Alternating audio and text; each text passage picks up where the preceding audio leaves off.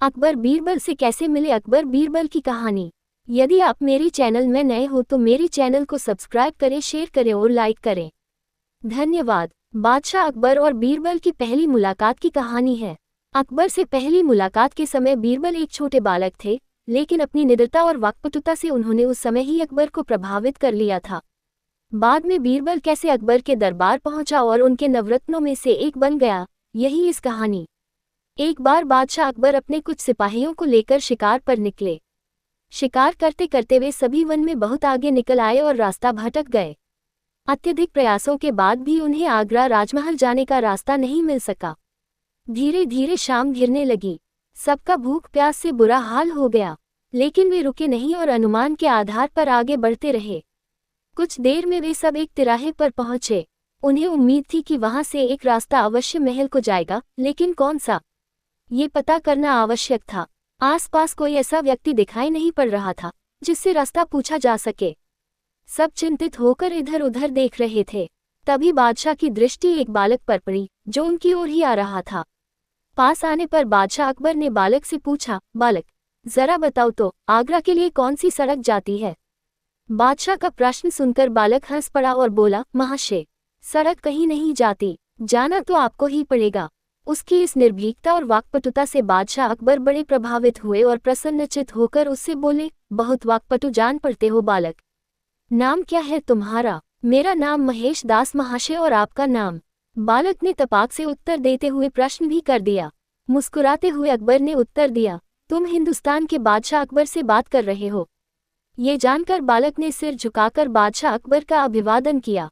अकबर ने अपनी उंगली से हीरे की अंगूठी निकालकर बालक को दी और बोले, बालक, हम तुम्हारी वाक्पटुता और निडरता देखकर बहुत खुश हैं। हमारे राजमहल आना और ये अंगूठी हमें दिखाना, हम तुम्हें तुरंत पहचान जाएंगे और इनाम देंगे।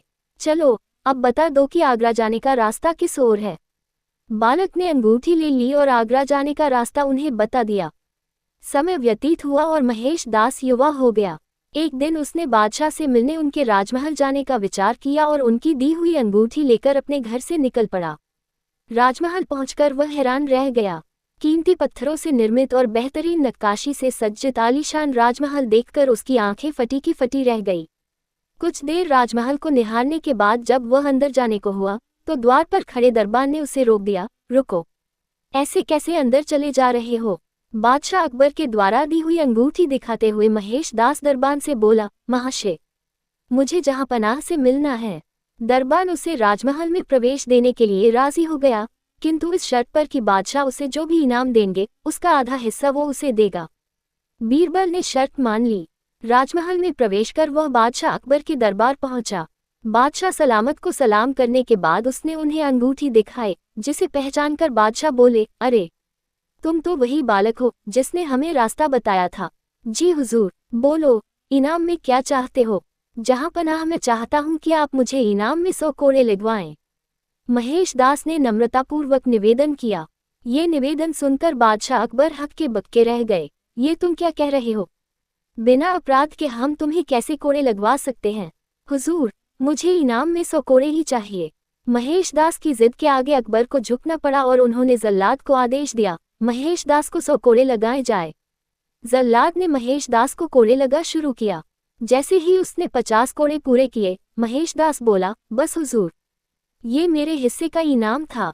इनाम का आधा हिस्सा मुझे अपने वचन अनुसार आपके दरबान को देना है, इसलिए 50 कोड़े उसे लगाए जाएं। ये कहकर बीरबल ने राजमहल में प्रवेश के लिए दरबान से हुई बातचीत का पूरा विवरण बादशाह अकबर को दे दिया। ये बात सुननी थी कि दरबार में ठहाके लगने लगे।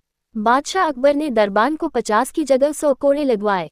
महेश दास की बुद्धिमानी को देखते हुए उन्होंने कहा, महेश, अपनी बुद्धिमानी के कारण आज से तुम बीरबल कहलाओगे, और अपने नवरत्नों में सम्मिलित करते हुए उसे अपना मुख्य सलाहकार नियुक्त कर लिया। इस तरह बीरबल अकबर के खासम खास बन गए।